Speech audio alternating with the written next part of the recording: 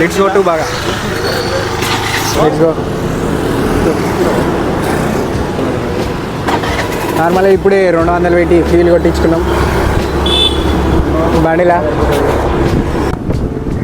ఇప్పుడు మేము దీపావళి ఫెస్టివల్ వచ్చినాం. అసలుకి దీపావళి గోవాలో ఎట్లా జరుగుతుంది చూడాలి.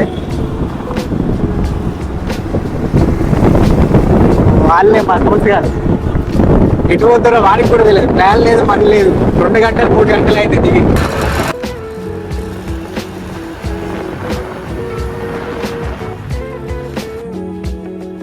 నా పాయింట్ ఆఫ్ వ్యూ అయితే బైక్ తీసుకోవడం బెస్ట్. ఎక్కడ పడితే అక్కడ ఆగచ్చు.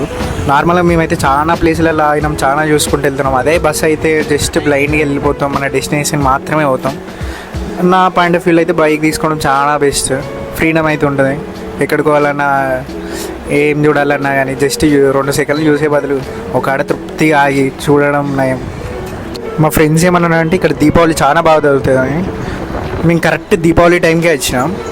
నేను చాలా ఎగ్జైటెడ్గా ఉన్నా అసలు దీపావళి ఎట్లా జరుగుతుందో.